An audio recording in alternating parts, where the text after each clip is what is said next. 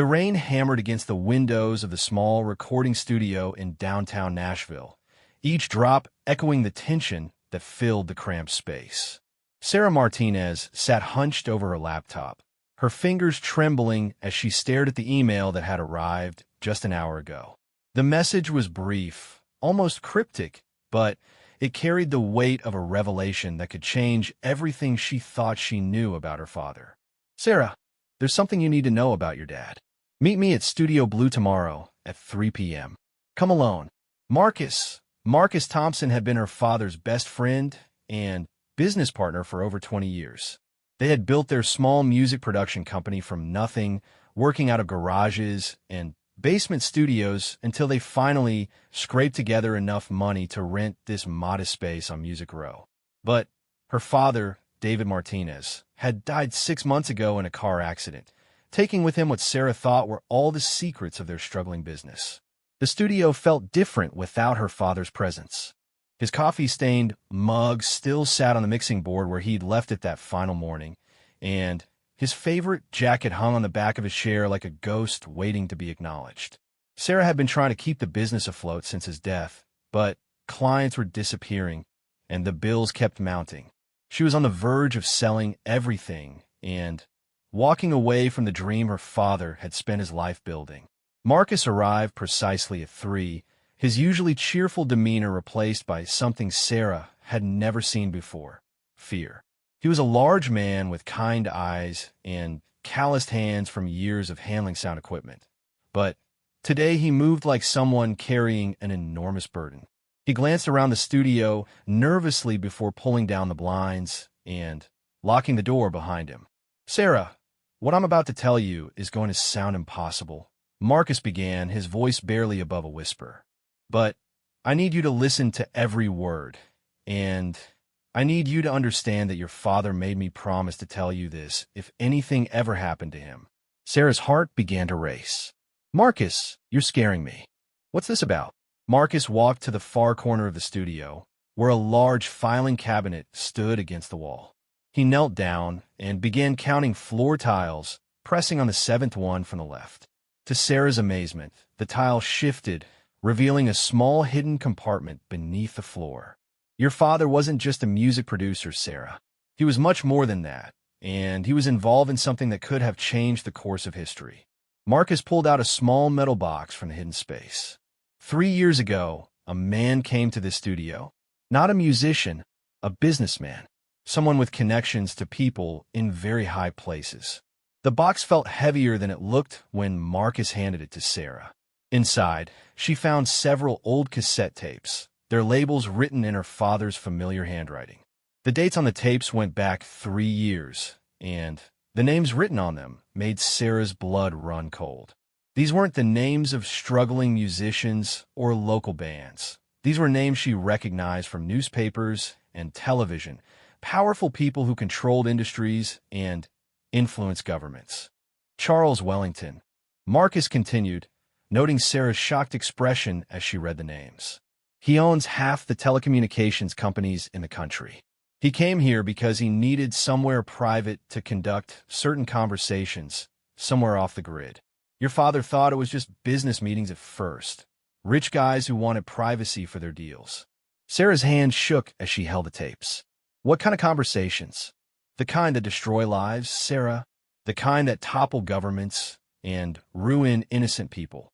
Marcus's voice grew darker. Charles and his associates were planning something called the Reset.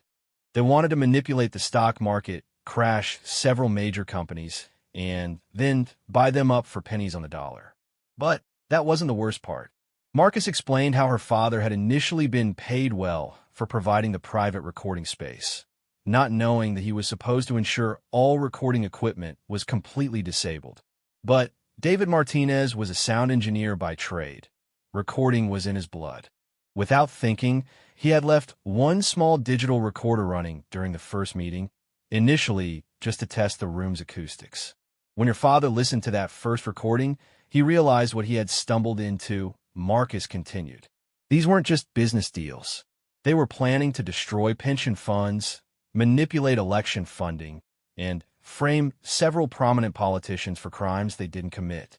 Millions of people would lose their life savings, and the democracy we take for granted would be undermined from within. Sarah felt sick to her stomach. Why didn't Dad go to the police? The FBI? He wanted to, Marcus replied, his eyes filling with tears. But Charles Wellington isn't just wealthy. He's connected to people in law enforcement, in government, everywhere. Your father knew that going public without ironclad evidence would just result in his own destruction. So he kept recording, meeting after meeting, gathering evidence. The weight of the revelation settled on Sarah like a physical force. Her father, the gentle man who had taught her to play guitar and helped her with homework every night, had been living a double life as an accidental spy.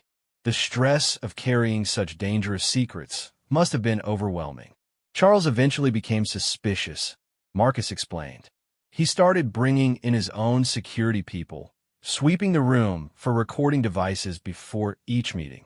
But your father was clever. He had built recording equipment into the very structure of the room itself. The microphones were hidden in the walls. The recording devices were stored in places Charles would never think to look. Sarah looked around the studio with new eyes, wondering what other secrets it held. How many recordings are there? Dozens, Marcus whispered. Hours and hours of conversations that could bring down some of the most powerful people in the country. Your father planned to release them all at once, but he needed to wait for the right moment, when he could ensure his own safety and yours. The cassette tapes in Sarah's hands represented more than just evidence. They were her father's legacy, his final gift to the world. But they were also incredibly dangerous. If Charles Wellington suspected that recordings still existed, he would stop at nothing to recover them. 3 months before your father died, Charles discovered the truth.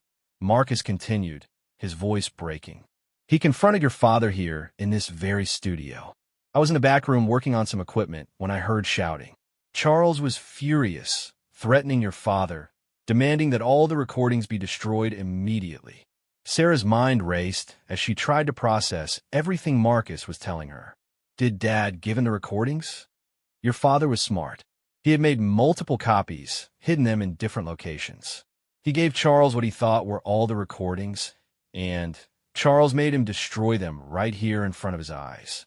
Marcus gestured toward the old cassette deck on the counter. Your father fed tape after tape into that machine, erasing years of evidence while Charles watched. But these tapes, Sarah held up the box. Your father never told Charles about his backup system. He had connected the studio's recording equipment to an old computer in the basement, one that Charles never knew existed. Every conversation was automatically backed up to that system, and these tapes are copies of those backups. The implications hit Sarah like a tidal wave. Her father hadn't been killed in a random car accident. He had been murdered. Charles Wellington had ordered her father's death to ensure his silence, never knowing that the evidence he thought was destroyed still existed. Why are you telling me this now? Sarah asked, though she already suspected the answer. Because Charles isn't finished, Marcus replied grimly. He's been quietly watching this place, watching you. I think he suspects that your father might have hidden something. And Sarah, I'm scared. I've been getting strange phone calls, people following me. I think Charles knows I was involved. Sarah felt a chill run down her spine. She thought about the past few months, the strange car she had noticed parked across the street from her apartment, the feeling of being watched whenever she visited the studio. She had attributed it to paranoia and grief, but now she realized her instincts had been correct. What am I supposed to do with this? Sarah asked, staring at the tapes that could either save democracy or get her killed. That's up to you, Marcus said softly. But I promised your father that if anything happened to him, I would make sure you knew the truth. These recordings contain evidence of crimes that affect millions of people. Your father died protecting this information, and now it's your responsibility. As if on cue, a car door slammed outside the studio. Marcus froze, his face going pale. Did you tell anyone you were coming here today? No, Sarah whispered, her heart pounding. Marcus quickly moved to the window and peered through the blinds. There's a black sedan parked outside. 2 men in suits are getting out. Sarah's blood turned to ice. What do we do? Hide the tapes, Marcus urgently whispered. There's another hidden compartment behind the soundboard. Your father showed it to me once. He quickly demonstrated how to access the secret space. I'll go talk to them, try to buy you time. As Sarah hid the precious recordings, she could hear footsteps approaching the studio door. Her father's legacy, and possibly the future of democracy itself, was now in her hands. But she was just a 25-year-old music student who had never imagined she would be thrust into a world of political conspiracies and life-threatening secrets. The doorknob rattled as someone tried to enter. Marcus took a deep breath and walked toward the door, his shoulders squared with determination. Remember, Sarah, he whispered over his shoulder. Your father believed these recordings could change the world. The question is, are you brave enough to finish what he started? The sound of the door opening echoed through the studio, and Sarah crouched behind the mixing board, her heart hammering against her chest as she listened to Marcus greet their unexpected visitors.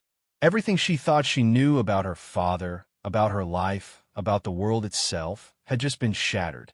And somewhere in the hidden compartment, near her feet, lay the power to either expose the truth or destroy everyone she cared about.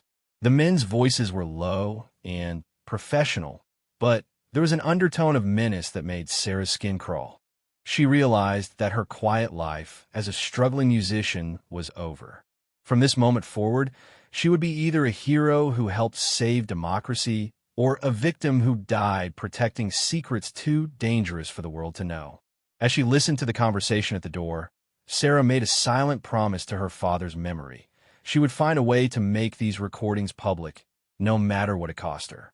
The truth deserved to see the light of day, and she would be the one to ensure it happened. The two men standing at the studio door looked exactly like what Sarah had imagined corporate enforcers would look like, tall, wearing expensive suits, and carrying themselves with the kind of confidence that came from never having to worry about consequences. The older of the two, a man with silver hair and cold blue eyes, spoke first. Mr. Thompson, I'm Agent Harrison from Wellington Securities. This is my associate, Mr. Blake. We'd like to ask you a few questions about David Martinez and this recording studio. Sarah crouched lower behind the mixing board, her heart pounding so loudly she was certain the men would hear it. Marcus stood in the doorway, blocking their view into the studio with his large frame. I'm sorry, gentlemen, but this is private property, Marcus replied, his voice steady despite the fear Sarah could see in his posture. If you have questions about David, you should speak with his daughter. She inherited the business. Harrison smiled, but there was no warmth in it. That's actually why we're here. We understand Miss Martinez has been going through her father's belongings. We're concerned she might find materials that could be misinterpreted. What kind of materials? Marcus asked, though Sarah could hear the carefully controlled tension in his voice. Mr. Martinez did some contract work for our company before his unfortunate accident. Blake spoke for the first time, his voice carrying a slight accent Sarah couldn't place. Some of that work involved confidential business discussions. We want to ensure those confidential materials are properly disposed of. Sarah felt a surge of anger at hearing her father's death referred to as an unfortunate accident. These men knew exactly what had happened to David Martinez, and they were here to clean up the loose ends. I don't know anything about confidential materials, Marcus lied smoothly. David mostly worked with local musicians. I can't imagine what business confidential materials you might be referring to. Harrison stepped closer to Marcus, and Sarah could sense the threat in his movement, even from her hiding place. Mr. Thompson, I think we both know that's not entirely accurate. Your late partner had a habit of recording conversations, didn't he? In fact, I believe he recorded every session that took place in this studio. That's standard practice in the music industry, Marcus replied. Musicians like to review their performances, make improvements. Nothing unusual about that. Indeed, Harrison agreed. But what would be unusual and potentially criminal would be recording private business conversations without the knowledge and consent of all parties involved. Sarah realized with growing horror that these men weren't just here to retrieve the recordings. They were here to build a legal case against her father's memory. If they could prove that David had illegally recorded private conversations, they could discredit any evidence that might surface later. "Gentlemen," Marcus said firmly, "I'm going to have to ask you to leave. If you have specific concerns about business practices here, you can contact our attorney." Blake laughed, and the sound sent chills down Sarah's spine. "Mr. Thompson, I think you misunderstand the situation. We're not here to debate legalities. We're here to prevent a tragedy." "What kind of tragedy?" Marcus asked. "The kind that befalls people who possess information that could be harmful to national security," Harrison replied matter-of-factly. David Martinez was a patriotic man. He understood that some secrets must be kept for the greater good. Unfortunately, his death has created a situation where those secrets might fall into the wrong hands. Sarah felt tears of rage burning her eyes. These men were twisting her father's memory, trying to make his murder sound like an act of patriotism. The audacity was breathtaking. "I don't know what you're talking about," Marcus insisted, but Sarah could hear his resolve beginning to waver. "Mr. Thompson," Harrison's voice took on a more threatening tone, "we know that you were present during several of the business meetings that took place in this studio. We also know that you've been in contact with Sarah Martinez recently. We're hoping you can help us locate any remaining recordings before they cause problems for everyone involved." Sarah realized that these men knew far more than they were letting on. They had been watching the studio, monitoring phone calls, probably tracking every move she and Marcus had made for months. "There are no recordings," Marcus said firmly. "David destroyed all the session tapes months ago. Said he needed to make room for new equipment." Harrison pulled out a small device from his jacket pocket, a digital recorder. "Mr. Thompson, I'm going to play something for you. I want you to listen very carefully." The sound that emerged from the device was tinny, but unmistakable. It was her father's voice, recorded during one of the meetings with Charles Wellington.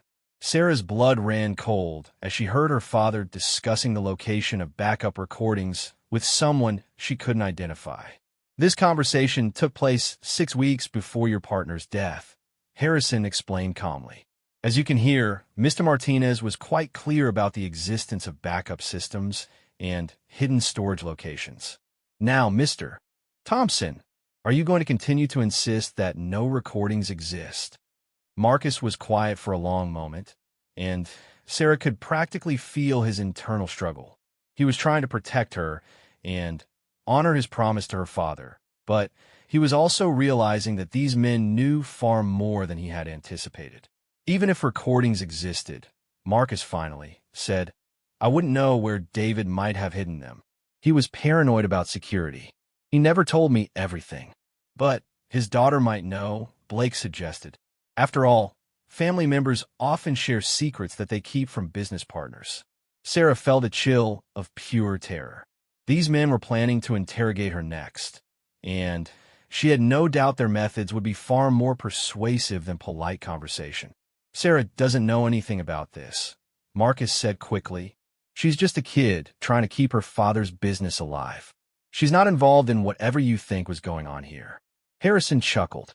"Mr. Thompson, Miss Martinez has been visiting this studio regularly since her father's death. She's been going through files, examining equipment, asking questions about her father's business practices. That doesn't sound like someone who knows nothing."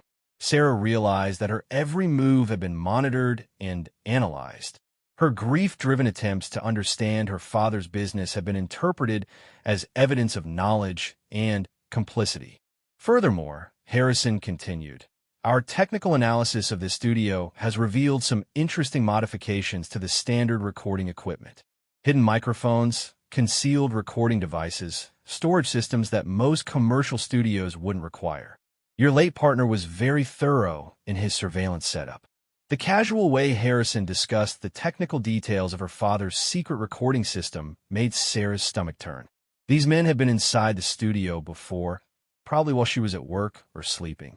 They had examined every inch of the space her father had considered his sanctuary. "What do you want?" Marcus asked directly. "We want to prevent unnecessary suffering," Blake replied. "Miss Martinez is young, intelligent, and has her whole life ahead of her. It would be tragic if she became involved in something that could destroy her future. Are you threatening her? Marcus's voice carried a note of barely controlled anger. Quite the opposite, Harrison said smoothly. We're offering to protect her. If she cooperates with us, helps us locate and properly dispose of any remaining recordings, we can ensure that she's never connected to her father's extracurricular activities. Sarah realized the horrible genius of their approach. They were offering her immunity from prosecution in exchange for betraying her father's legacy. They were counting on her fear and inexperience to make her abandon the fight her father had died for.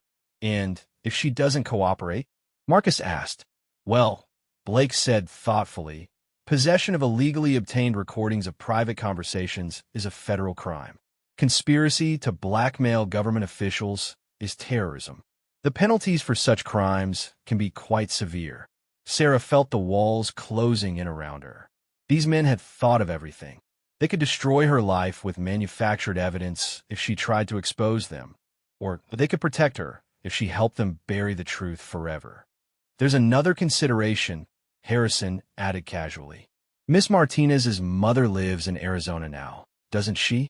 Retired schoolteacher, spends a lot of time volunteering at the local library. It would be unfortunate if her peaceful retirement were disrupted by investigations into her late husband's criminal activities. The threat to her mother was the final straw. Sarah had to bite her lip to keep from crying out in rage. These monsters were willing to destroy an innocent woman's life to protect their secrets. You bastards, Marcus whispered, finally, understanding the full scope of what they were dealing with. Mr. Thompson, Harrison's voice hardened, we've been very patient and reasonable. But our patience has limits. Miss Martinez has 3 days to contact us and arrange the transfer of any remaining recordings. After that, we'll be forced to take more direct action. Blake handed Marcus a business card. Tell Miss Martinez to call this number. Someone will explain exactly what we need from her and what she can expect in return for her cooperation. Sarah watched through a gap in the equipment as the 2 men turned and walked back toward their sedan. Their calm confidence was terrifying. They moved like people who had done this many times before and always gotten what they wanted. Marcus waited until the car drove away before closing the studio door and turned to find Sarah. His face was pale, and his hand was shaking slightly. Did you hear all of that? He asked. Every word, Sarah replied, her voice tight with emotion. They killed my father, and now they want me to help them cover it up. Sarah, we have to think about this carefully, Marcus said, sitting down heavily in David's old chair. These people have resources we can't imagine. They've been planning this for months, maybe years. They know about your mother. They know about the recordings. They probably know things about us that we don't even know ourselves. Sarah pulled the hidden tapes from their hiding place and stared at them. Such small objects to carry such enormous weight. Marcus, what kind of evidence is actually on these recordings? Marcus rubbed his forehead tiredly. Your father played me some excerpts over the months. Sarah, what they were planning wasn't just financial crimes. They were talking about manipulating elections, bribing judges, even arranging for the elimination of journalists and activists who got too close to the truth. Elimination? Sarah felt sick. Your father recorded Charles Wellington personally ordering the deaths of at least 3 people. Journalists who had been investigating Wellington's business practices, a politician who was asking too many questions about government contracts, an accountant who had discovered irregularities in federal spending. Sarah stared at the tapes with new understanding. These weren't just evidence of white-collar crimes. They were evidence of murder. Her father had been killed because he possessed proof that Charles Wellington was essentially running a shadow government, eliminating anyone who threatened his power. But there's something else, Marcus continued reluctantly. Something I didn't tell you earlier because I hoped we wouldn't need to deal with it. What? Your father didn't just record Wellington's meetings. In the final months, he was also recording conversations with government officials, people in the FBI, and Department of Justice. Some of them were working with Wellington, helping him cover up his crimes. Sarah felt the last of her hope drain away. If Wellington had corrupted law enforcement agencies, then there was nowhere to turn for help. The normal channels of justice had been compromised from within. So what are options? Sarah asked. Marcus was quiet for a long moment. Honestly, I see three possibilities. We can give them the recordings and hope they keep their word about protecting you and your mother. We could try to find someone in the media or government who isn't corrupted and give them the evidence. Or what? Or we can disappear, take the recordings and run somewhere far away where Wellington can't reach us.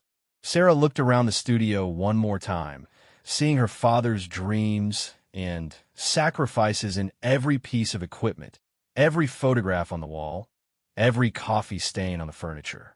The idea of abandoning everything he had worked for was almost unbearable. But the alternative might be death, not just for her, but for Marcus and her mother as well. Charles Wellington had already proven he was willing to kill to protect his secrets. He wouldn't hesitate to eliminate anyone who stood in his way. I need time to think, Sarah said finally. We don't have much time, Marcus reminded her. 3 days isn't long to figure out how to fight the most powerful conspiracy in American history. As Sarah carefully rewrapped the tapes and prepared to leave the studio, she felt the weight of the decision before her. She could save herself and everyone she cared about by surrendering to evil, or she could honor her father's sacrifice by fighting back, knowing that the odds of survival were impossibly small. Outside, dark clouds were gathering, and Sarah couldn't help but think that the storm was just beginning. Sarah sat in her cramped apartment that night, staring at the ceiling while the tapes lay hidden beneath her bed. Sleep was impossible. Every sound from the street below, every car door, every footstep, every distant siren made her heart race with paranoia. She had drawn all the curtains and checked the locks 3 times, but nothing could ease the feeling that she was being watched. The business card Blake had given Marcus sat on her coffee table like a venomous snake, its simple black lettering offering both salvation and damnation. One phone call could end this nightmare, but it would also betray everything her father had died to protect. At 3 in the morning, Sarah finally gave up on sleep and made herself a cup of coffee. As she sat in her kitchen, surrounded by pictures of happier times with her father, she began to understand the impossible weight he had carried during his final months. Every family dinner, every phone conversation, every casual hug had been shadowed by the knowledge that he possessed information that could destroy powerful people, and that those people would kill him if they discovered the truth. Her phone buzzed with a text message, and Sarah's blood turned to ice when she saw it was from an unknown number. Thinking of you during this difficult time. Hope you're making good decisions. Sleep well. A friend. The message could have been innocent if not for the timing. Someone was watching her right now, at 3 in the morning, confirming that she was awake and frightened. The psychological pressure was expertly applied, just enough to remind her that she was being monitored without being overtly threatening. Sarah grabbed her laptop and began researching Charles Wellington for the first time. What she found made her blood run cold. Wellington wasn't just wealthy. He was connected to a web of corporations, political action committees, and philanthropic organizations that touched every aspect of American society. His influence extended into media companies, telecommunications giants, defense contractors, and technology firms that handled government data. The man had essentially built himself into the shadow infrastructure of American democracy. He could influence elections through his media properties, monitor communications through his telecommunications companies, and even shape military policy through his defense contracts. If someone wanted to control America from behind the scenes, they would need exactly the kind of empire Charles Wellington had spent decades building. But the most chilling discovery came when Sarah began researching the people Wellington had allegedly ordered killed. The journalist Marcus had mentioned was Michael Chun, an investigative reporter who had been working on a series about corruption in federal contracting. Chun had died in what was ruled a suicide, jumping from his apartment balcony after supposedly becoming depressed about his inability to substantiate his accusations against unnamed defense contractors. The politician was Senator Rebecca Martinez, and Sarah's heart nearly stopped when she realized they shared the same last name. A little more research revealed that Rebecca Martinez had been her father's distant cousin, a fact David had never mentioned. The senator had died in a car accident remarkably similar to the one that killed Sarah's father, losing control of her vehicle on a rural highway with no witnesses. The accountant was Thomas Wright, a federal employee who had been auditing unusual patterns in government spending related to national security contracts. Wright had died of an apparent heart attack at age 34, despite having no history of heart problems. 3 deaths, all ruled accidental or natural, all involving people who had been investigating aspects of Charles Wellington's business empire. Sarah realized that her father's accident followed the exact same pattern. Wellington had perfected the art of murder disguised as misfortune. As dawn approached, Sarah made a decision that surprised even her. Instead of calling the number on Blake's business card, she picked up her phone and called the one person she thought might be able to help, Detective Lisa Rodriguez, the investigator who had handled her father's case. Rodriguez had always seemed genuinely sympathetic about David's death, and she had expressed frustration about the lack of evidence supporting anything other than the accidental death ruling. More importantly, Rodriguez was young enough that she might not be part of Wellington's network of corrupted officials. Detective Rodriguez? This is Sarah Martinez, David Martinez's daughter.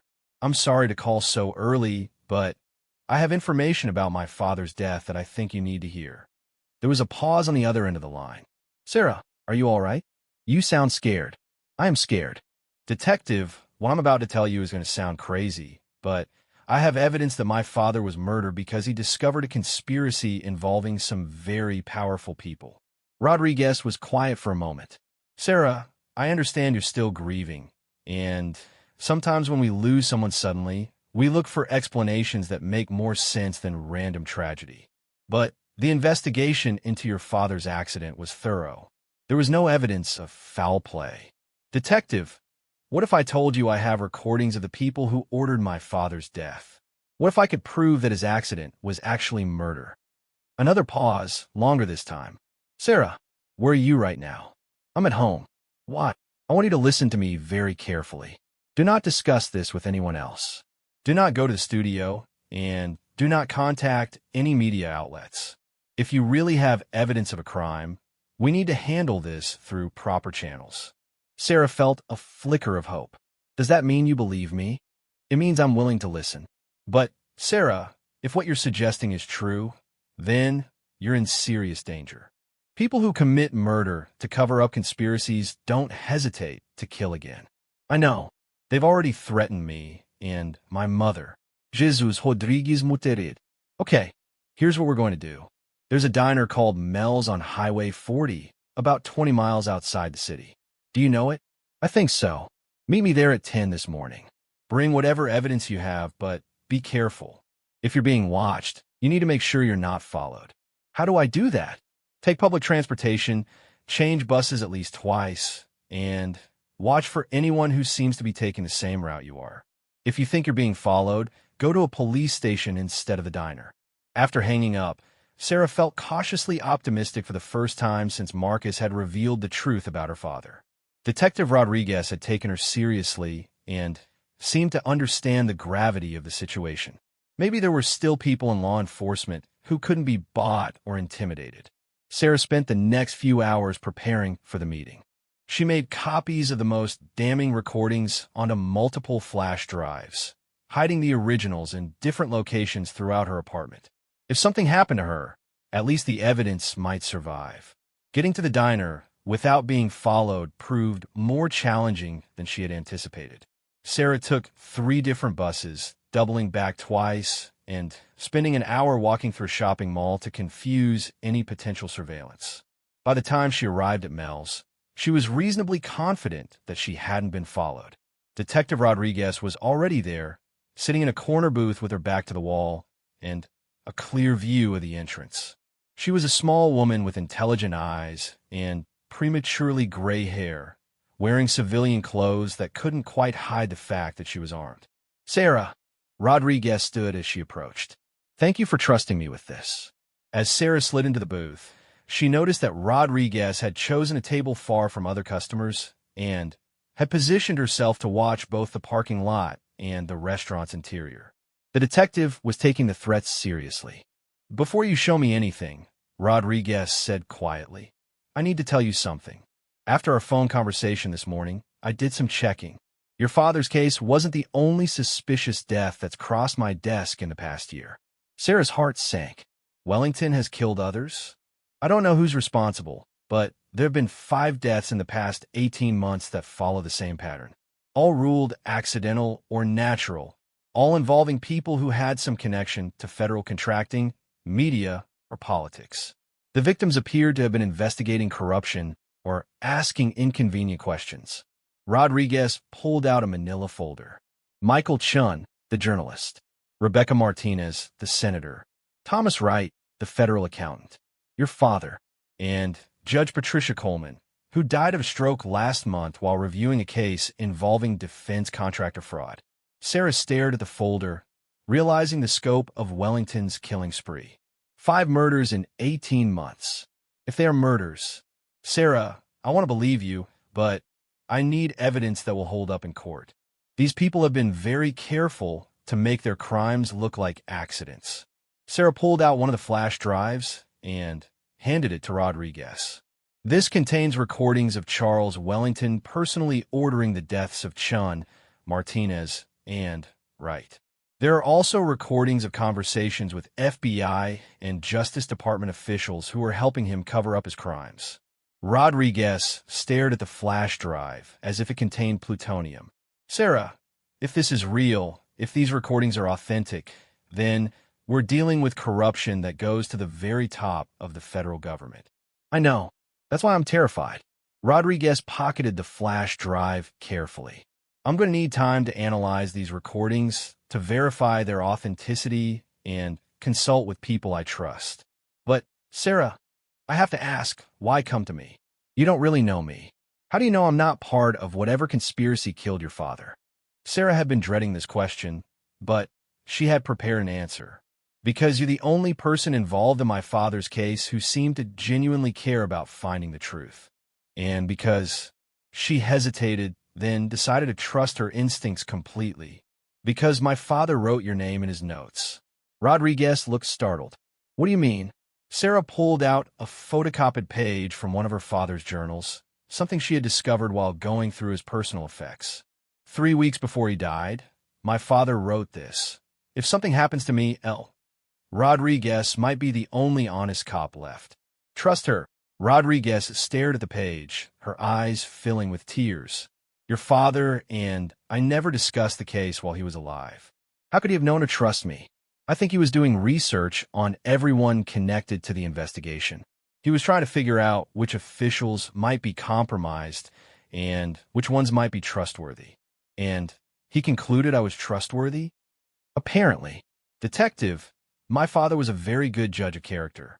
If he thought you were honest, then I'm willing to bet my life on his judgment.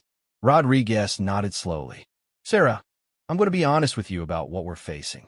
If these recordings are authentic, then we're dealing with people who have essentially unlimited resources and connections throughout law enforcement and government. They can monitor communications, track financial transactions, and probably predict our moves before we make them. So what do? We proceed very carefully. I'm going to take these recordings to someone I trust completely, someone who has the technical expertise to verify their authenticity and the security clearance to understand their implications. Who? My ex-husband.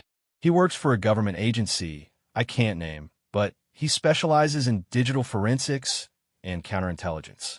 If anyone can help us figure out how to handle this evidence safely, it's him. Sarah felt a mix of hope and fear. The prospect of involving more people, even trustworthy ones, meant expanding the circle of those who could be targeted for elimination. But she also understood that they needed expert help to have any chance of success. What should I do while you're analyzing the recordings? Stay alive, Rodriguez said grimly. Don't go home. Don't follow your normal routines. These people have probably been studying your habits for months, and they'll know where to find you. Where should I go? Rodriguez handed her a prepaid cell phone. There's a motel called the Blue Moon about 50 miles north of here. It's the kind of place that takes cash and doesn't ask questions. Check in under the name Lisa Smith and wait for me to call. Don't contact anyone else. Don't use your regular phone and don't use credit cards. Sarah pocketed the burner phone, feeling like a character in a spy movie. How long will it take you to analyze the recordings? 48 hours, maybe 72. Sarah, I need you to understand that once I listen to these recordings, once I involve other people, there's no going back. If Charles Wellington discovers that we have this evidence, he'll stop at nothing to eliminate us. He's already planning to eliminate me, Sarah pointed out. At least this way, maybe my father's death will mean something. Rodriguez reached across the table and squeezed Sarah's hand. Your father was a brave man. He died trying to protect democracy itself. Now it's up to us to finish what he started. As Sarah prepared to leave the diner, she felt a mixture of terror and determination. The next few days would determine whether her father's sacrifice had been worth it, or whether she would simply become the latest victim of Charles Wellington's campaign to control America from the shadows. Looking back at Detective Rodriguez one last time, Sarah saw something in the older woman's eyes that gave her strength. The same fierce determination to pursue justice that had motivated her father's dangerous mission. Maybe, just maybe, they had a chance to win this impossible fight. But first, Sarah had to survive long enough to see justice done. The Blue Moon Motel was exactly as depressing as Sarah had expected, a row of dingy rooms with peeling paint and the lingering smell of cigarettes and industrial cleaning products. But it was anonymous, and right now anonymity was more valuable than comfort. Sarah had paid cash for 3 nights and settled into room 7, a cramped space with thin walls and a view of the parking lot through grimy windows. For the first time in days, Sarah felt relatively safe.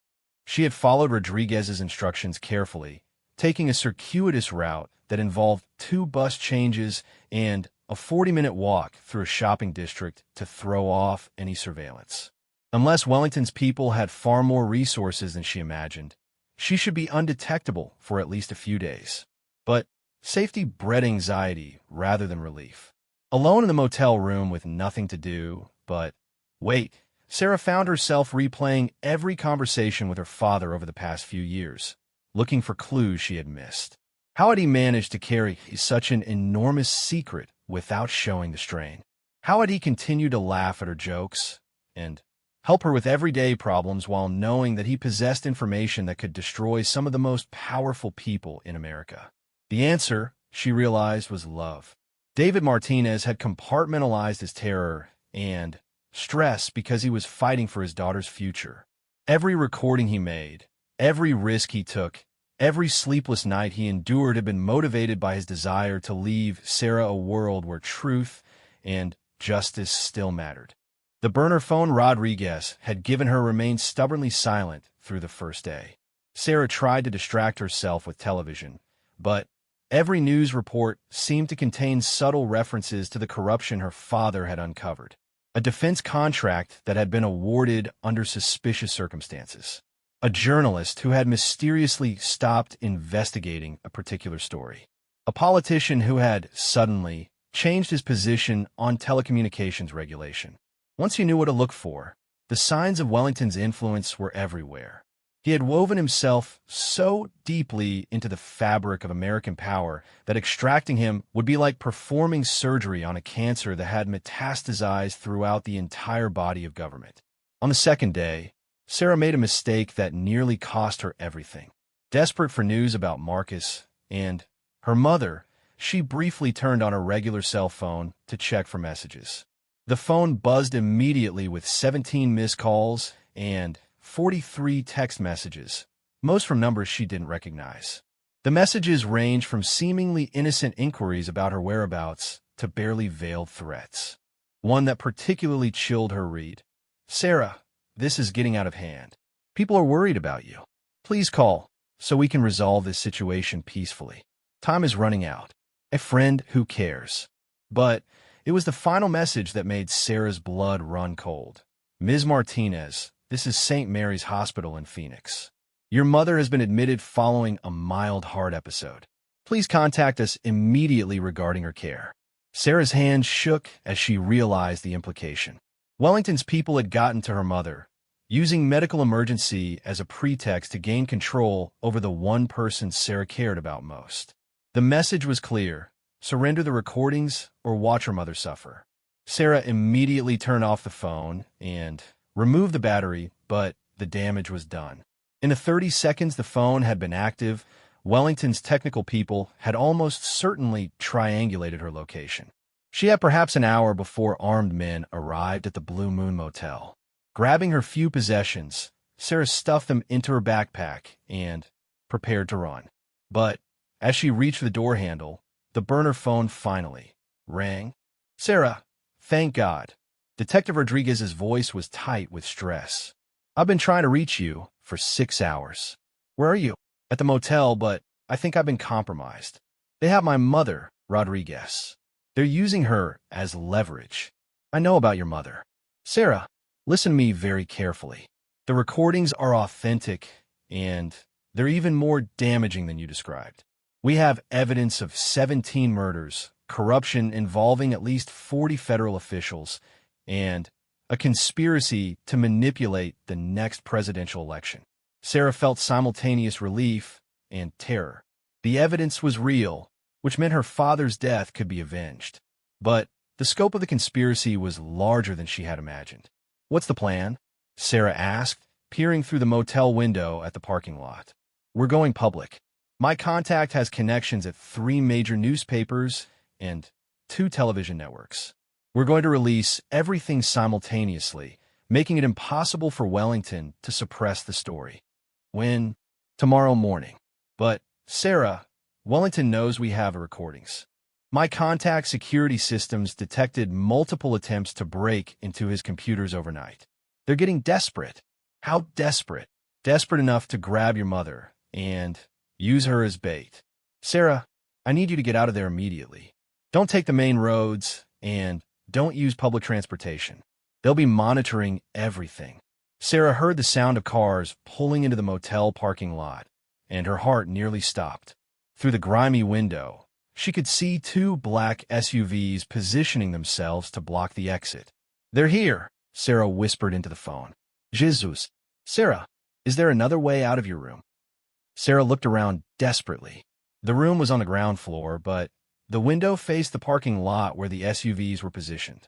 The bathroom had a small window, but it was too small for her to squeeze through. "No, I am trapped." "Stay on the line. I'm calling for backup, but it'll take at least 20 minutes for units to arrive." Through the thin walls, Sarah could hear doors slamming and voices coordinating. These weren't police officers. The voices were too professional, too military in their cadence. Wellington had sent private contractors, people with no legal authority and no obligation to take prisoners. "Sarah," Rodriguez's voice was urgent. "You need to make them think you're not in that room. Is there any way to create a distraction?" Sarah thought quickly. The room next to hers had been empty when she checked in, and she could hear the contractors moving systematically from room to room. If she could somehow make them think she had escaped through that empty room, it might buy her a few crucial minutes. "Hold on," Sarah whispered. She grabbed a chair and positioned it under the bathroom window, then used her backpack to break the small window from the inside. The sound of breaking glass was audible, but not loud enough to immediately alert the contractors. Next, she turned on the television in the empty room. The walls were thin enough that she could reach the power button by pressing against the adjoining wall. The sudden sound of voices from the supposedly empty room would suggest that someone was hiding there. Finally, Sarah slipped into the closet of her own room, pulling clothes around her to muffle any sound. It wasn't much of a hiding place, but it might be overlooked if the contractors thought she had escaped through the broken window. The plan worked better than she had hoped. When the contractors burst into her room, they immediately noticed the broken window and assumed she had escaped. Sarah heard them shouting coordinates into radios, redirecting their search to the area behind the motel. But her relief was short-lived. One of the contractors, apparently more thorough than the others, began searching the room systematically. Sarah could hear him checking under the bed, in the bathroom, and moving steadily toward the closet. "Rodriguez," Sarah whispered desperately into the phone. "They're going to find me." "Hold on, Sarah. Backup is almost there." The closet door opened, and Sarah found herself staring up at a tall man in tactical gear. His face was hidden behind a black mask, but his eyes were cold and professional. This was someone who killed for a living. "Found her," the man said into his radio. He reached down to grab Sarah's arm, but she surprised him by kicking upward as hard as she could. Her foot connected with his knee, and he stumbled backward with a curse. Sarah bolted from the closet, but the contractor recovered quickly. He tackled her before she could reach the door, and they both crashed to the floor. Sarah fought with the desperation of someone who knew her life depended on escape, clawing at his mask and trying to reach the gun on his belt. "You're making this harder than it needs to be," the man grunted as he tried to pin her down. "We just want to talk. Like you talked to my father?" Sarah snarled, managing to rake her fingernails across his exposed neck. The contractor's grip loosened for just a moment, but it was enough. Sarah broke free and grabbed the lamp from the bedside table, swinging it with all her strength at his head. The ceramic base shattered against his temple, and he collapsed unconscious to the floor. Sarah grabbed his radio and gun, then barricaded the door with the room's furniture. She could hear shouting from outside as the other contractors realized their partner was down. "Sarah, are you there?" Rodriguez's voice crackled from the phone. "I'm alive, but barely. I took down one of them, but there are more outside. Police units are pulling into the parking lot now. Stay where you are." Through the window, Sarah could see the cavalry arriving, 3 police cars with their lights flashing. But instead of feeling relief, she watched in horror as the contractors calmly approached the police officers and began showing them identification. "Rodriguez, something's wrong.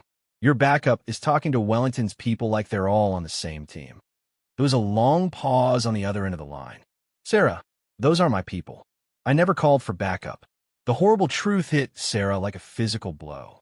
The police were either more contractors disguised as law enforcement, or they were actual corrupt cops working for Wellington. Either way, she was now surrounded by people who wanted her dead. "What do I do?" Sarah asked, fighting back panic. "The contractor you knocked out, does he have a car key?" Sarah quickly searched the unconscious man's pockets and found a key fob. "Yes, there should be a vehicle in the parking lot registered to whatever cover identity he's using. Find it, get in, and drive to the address I'm about to give you. It's a safe house my contacts set up for situations exactly like this." Sarah memorized the address, then faced the problem of getting to the parking lot without being seen. The fake police officers were positioning themselves around the building, but they didn't seem to know exactly which room she was in. The bathroom window she had broken earlier was still too small for her to escape through, but it gave her an idea. If she could make enough noise to suggest she was trying to escape through the window, the contractors might concentrate their attention on that side of the building, giving her a chance to slip out the front door. Sarah used the bed sheets to create a rope-like bundle that she could lower through the broken window, making it look like she was trying to climb down. She even put her backpack on the end of the makeshift rope to create the illusion of a person descending. While the contractors rushed to surround the back of the building, Sarah quietly moved the furniture away from the front door and slipped out. The parking lot was chaos, with men shouting orders and searching for someone they thought had escaped through the bathroom window. Sarah identified the contractor's vehicle, a gray sedan with government plates, and managed to reach it without being seen. The key worked, and she started the engine as quietly as possible. It wasn't until she was pulling out of the parking lot that one of the fake police officers noticed her. He shouted an alarm, but Sarah was already accelerating toward the highway. In her rearview mirror, she could see men running for their vehicles to pursue her. "Rodriguez, I'm on the road, but they're following me," Sarah reported. How many vehicles?" Sarah counted in her mirror. 3, maybe 4. "Sarah, the address I gave you is still 40 miles away. You need to lose them before you get there, or you'll lead them right to our safe house. Sarah had never been in a high-speed chase before, but desperation made her a fast learner. She pushed the sedan to its limits, weaving through traffic and taking risks that would have terrified her under normal circumstances. The contractors were professional drivers, but they were also trying to be subtle, not wanting to attract the attention of actual law enforcement. Sarah had no such concerns. If real police stopped her, at least she might live long enough to tell them about Wellington's conspiracy. After 20 minutes of dangerous driving, Sarah managed to lose her pursuers by taking an exit ramp at the last possible second and then doubling back on surface streets. She was exhausted, terrified, and running on pure adrenaline, but she was alive and free. The safe house turned out to be a small cabin in a heavily wooded area, isolated enough that any approaching vehicles would be visible long before they could pose a threat. Detective Rodriguez was waiting for her, along with a man she didn't recognize. "Sarah, meet Agent Kevin Walsh," Rodriguez said as Sarah stumbled into the cabin. "He's the contact I mentioned, and he's been analyzing your father's recordings." Walsh was a thin man with graying hair and the kind of intense focus that suggested a lifetime of dealing with dangerous secrets. He gestured for Sarah to sit down at a table covered with laptops, printed transcripts, and technical equipment. "Ms. Martinez, what your father recorded is the most comprehensive evidence of high-level corruption that I've seen in 25 years of intelligence work," Walsh began.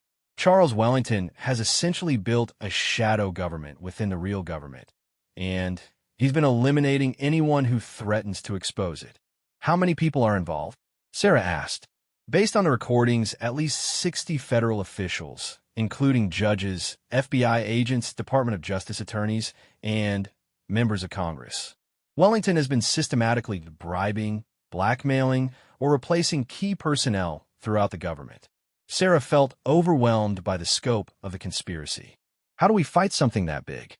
"We expose it all at once," Walsh replied. "Tomorrow morning, at exactly 9 a.m. Eastern Time, 5 major news organizations will simultaneously publish stories based on your father's recordings. The evidence is so overwhelming that Wellington won't be able to suppress it, even with all his influence." "And then what happens?" Rodriguez and Walsh exchanged glances. "Then we find out whether there's still enough integrity left in the American system of justice to hold powerful people accountable for their crimes," Rodriguez said. Sarah realized that the next 24 hours would determine not just her own fate, but the future of American democracy itself. Her father's recordings were about to either save the Republic or reveal that it was already too late. The hours before dawn felt like the longest of Sarah's life. The safe house cabin was eerily quiet except for the constant clicking of Walsh's keyboards as he coordinated with journalists and government officials who had remained beyond Wellington's reach. Rodriguez paced the small living room, checking her weapon and monitoring police communications for any sign that their location had been discovered. Sarah sat at the kitchen table, listening to excerpts from her father's recordings for the first time. Walsh had compiled the most damaging evidence into a comprehensive presentation that would be impossible for Wellington to deny or discredit. Hearing her father's voice again was both comforting and heartbreaking. He sounded so calm and professional as he documented crimes that must have terrified him. In one particularly chilling recording, Charles Wellington personally ordered the murder of Senator Rebecca Martinez, Sarah's distant cousin. "The senator is asking too many questions about the defense contracts." Wellington's voice was crystal clear. "She needs to have an accident before her committee hearing next week.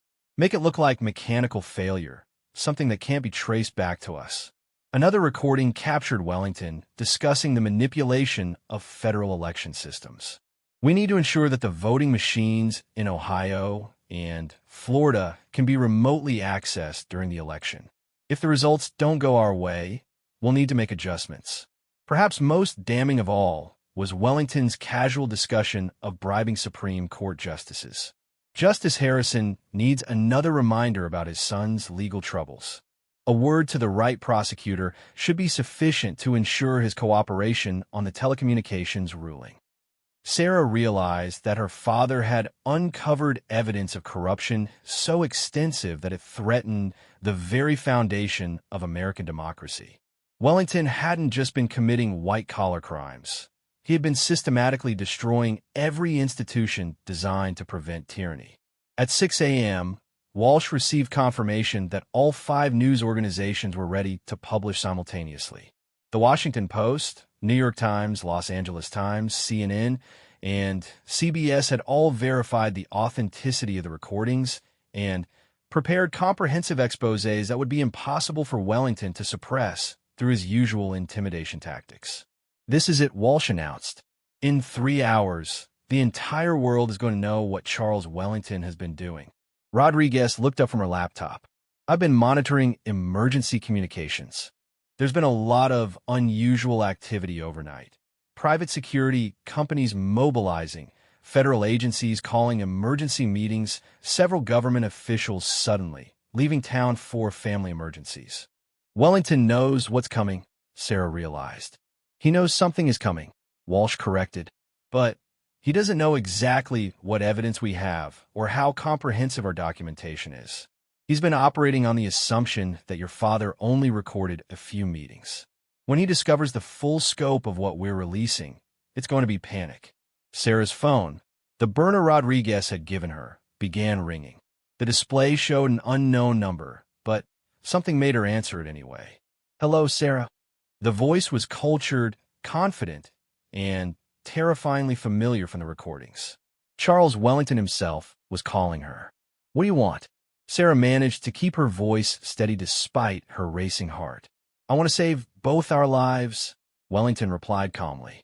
"Sarah, you're a bright young woman who's gotten involved in something far more complex than you understand. Your father made some very serious mistakes, and now you're paying the price for his poor judgment. My father was a hero. He died trying to expose your crimes." Wellington chuckled, and the sound made Sarah's skin crawl. "Sarah, your father was a blackmailer. He recorded private business conversations without consent and then attempted to extort money from the participants. What you call heroism, the law calls felony extortion." Sarah realized that Wellington was trying to reframe the narrative to make her father appear to be the criminal. "Nobody is going to believe that, aren't they? Sarah, your father was in serious financial trouble. His business was failing, he had mounting debts, and he desperately needed money. When he discovered that he had accidentally recorded some sensitive conversations, he saw an opportunity for profit." The lies were so smoothly delivered that Sarah could almost understand how Wellington had convinced so many people to cooperate with his conspiracy.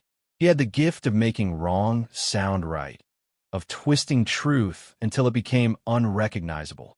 "I have the recordings, Wellington. I know exactly what you've done, and in 3 hours the whole world is going to know too. Sarah, think carefully about what you're doing. You're about to destroy the careers and lives of dozens of patriotic Americans who are working to protect national security. The conversations your father recorded were part of classified operations designed to safeguard the country from foreign threats." Sarah felt a moment of doubt despite herself. Was it possible that her father had misunderstood what he was recording? Could there be a legitimate national security explanation for some of Wellington's activities? But then she remembered her father's careful analysis, his months of research, and his ultimate conclusion that Wellington was a traitor who had sold out his own country for personal gain. David Martinez had been many things, but he wasn't a fool. "You're lying," Sarah said firmly. "You killed my father because he discovered that you're a traitor and a murderer. Sarah, I'm going to make you an offer. It's the same offer I made to your father, and his refusal to accept it is what led to his unfortunate accident." "What kind of offer?" $20 million, deposited in any account you specify. A new identity, complete with documentation that will allow you to start fresh anywhere in the world. And most importantly, a guarantee that your mother will be released unharmed and allowed to live out her retirement in peace.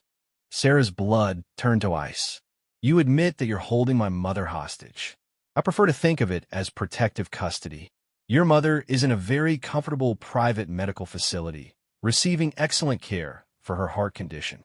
But, Sarah, her continued health depends entirely on your cooperation. Rodriguez and Walsh were listening to the conversation through the phone speaker, and Sarah could see the anger in their eyes. Wellington wasn't even trying to hide his criminality anymore. He was openly threatening an innocent woman's life. "What do you want me to do?" Sarah asked. "Very simple. In 1 hour, you're going to call each of the news organizations that your government friends have contacted, and you're going to tell them that the recordings are fabrications. You're going to explain that your father was mentally unstable in his final months, that he created false evidence to support delusions of persecution. And if I refuse, then your mother dies, you die, and the recordings disappear forever. Sarah, you need to understand that you've already lost this fight. I have resources that you can't imagine. I can make evidence disappear, witnesses vanish, and inconvenient truths become forgotten history." Sarah looked at Rodriguez and Walsh, both of whom were shaking their heads urgently. They had worked too hard and risked too much to surrender now, just hours before the truth would finally be revealed. "I need time to think about this," Sarah said. "You have 30 minutes, Wellington replied coldly. "After that, the offer expires and your mother's medical condition takes a turn for the worse." The line went dead, and Sarah slumped in her chair. After everything they had been through, after all the evidence they had gathered, it was coming down to an impossible choice between justice and family. "Sarah," Rodriguez said gently, "you cannot give in to him. If you do, your mother dies anyway, and Wellington continues destroying lives indefinitely. How can you ask me to sacrifice my mother?" Sarah demanded. "Because your mother would want you to do the right thing," Walsh interjected. "Sarah, I've been fighting corruption for my entire career, and I've learned something important. When you negotiate with evil, evil always wins. Wellington will kill your mother regardless of what you do, because dead witnesses can't testify." Sarah knew they were right, but the knowledge felt like poison in her veins. Her mother had raised her to believe in justice and truth, but she had also taught her that family came first, always. "There might be another way," Rodriguez said thoughtfully. "Sarah, does Wellington know exactly where your mother is being held?" "I assume so." "Why?" "Because I've been tracking emergency communications all night, and there's been a lot of activity at a private medical facility called Serenity Gardens about 60 miles from here. If that's where your mother is being held, we might be able to mount a rescue operation." Walsh looked skeptical. "Lisa, we're talking about a facility that's probably guarded by professional security. We don't have the resources for a military operation." "We don't need a military operation," Rodriguez replied. "We just need a distraction." "Sarah, how long do you think it would take Wellington to realize that you weren't going to cooperate?" "He gave me 30 minutes to decide." "Then we have 30 minutes to get your mother to safety before Wellington orders her killed." The plan they developed was desperate and dangerous, but it was their only chance. While Walsh continued coordinating with the news organizations to ensure the story would be published regardless of what happened to them, Rodriguez and Sarah would attempt to rescue Sarah's mother. Rodriguez had contacts in local law enforcement who weren't part of Wellington's network. With their help, she could arrange for a routine inspection of Serenity Gardens that would force Wellington's security team to allow official observers into the facility. "Once we confirm your mother's location, we extract her during the confusion," Rodriguez explained. "It's not a perfect plan, but it's better than surrendering to Wellington." Sarah felt a surge of determination. Her father had fought against impossible odds to expose the truth, and she wouldn't dishonor his memory by giving up now. 20 minutes later, they were in Rodriguez's car, racing towards Serenity Gardens with backup units positioned around the facility. Walsh remained at the safe house, ready to trigger the news release regardless of what happened to them. The private medical facility looked exactly like what it claimed to be, an upscale retirement home with manicure grounds and discreet security. But Rodriguez's contacts had confirmed unusual activity overnight, including the arrival of several vehicles with government plates. The inspection went perfectly. Rodriguez's fellow officers arrived with official paperwork requiring immediate access to all areas of the facility, and the security guards had no choice but to comply. While the guards were distracted by bureaucratic procedures, Sarah and Rodriguez slipped into the building through a service entrance. They found Sarah's mother in a private room on the third floor, sedated but alive. Maria Martinez looked smaller and more fragile than Sarah remembered, but her eyes were alert and angry. "Sarah," Maria whispered as her daughter knelt beside the bed. "What are you doing here? These people said you were in trouble, that I was being protected." "Mom, we're getting you out of here," Sarah replied, helping her mother sit up. "Can you walk?" "I think so." "Sarah, what's happening? Who are these people?" "I'll explain everything later. Right now, we need to get you to safety." The extraction went smoothly until they reached the ground floor. One of Wellington's security guards had apparently realized what was happening and raised an alarm. Sarah could hear shouting from the upper floors as they hurried toward the exit. "There!" Rodriguez pointed toward the parking lot where her backup units were waiting. 50 yards, and we're home free." But as they stepped outside, a familiar figure emerged from behind one of the official vehicles. Agent Harrison, the man who had threatened Marcus at the recording studio, was holding a pistol and wearing a cold smile. "Miss Martinez, how thoughtful of you to save us the trouble of hunting you down," Harrison called out. "Please step away from the police officers. You're coming with me." Rodriguez drew her own weapon, and suddenly there were guns pointed in all directions as the backup officers realized they were in the middle of a standoff between federal agents and local police. "Harrison, stand down," Rodriguez ordered. "You have no jurisdiction here." "Detective Rodriguez, you are interfering with a matter of national security," Harrison replied calmly. "Miss Martinez is wanted for questioning in connection with terrorist activities." Sarah realized that this was the end game Wellington had prepared for. Even if they rescued her mother, even if the news stories were published, Wellington could still win by framing Sarah as a terrorist and discrediting all the evidence. But Maria Martinez, despite her sedation and confusion, understood exactly what was happening. "Sarah," she said clearly, "your father told me about the recordings before he died. He said that if anything happened to him, you should make sure the truth comes out, no matter what it costs." Sarah stared at her mother in shock. "You knew. I've known for months. Your father couldn't keep secrets from me, even important ones." "Sarah, these people killed my husband, and they'll kill us too if they get the chance. Don't let them win." The standoff was broken by the sound of Sarah's phone ringing. She answered it without taking her eyes off Harrison. "Sarah, it's Walsh. The story just went live. All 5 news organizations published simultaneously. Wellington's finished." As if summoned by Walsh's words, Harrison's radio crackled with urgent transmissions. Sarah could hear fragments of panic conversations as Wellington's network began to collapse. Federal agents were arresting conspirators across the country, and the evidence from David Martinez's recordings was being broadcast to the entire world. Harrison's confident expression crumbled as he realized that his side had lost. The conspiracy he had devoted his career to protecting was being exposed in real time, and there was nothing he could do to stop it. "It's over, Harrison," Rodriguez said firmly. "Put down your weapon."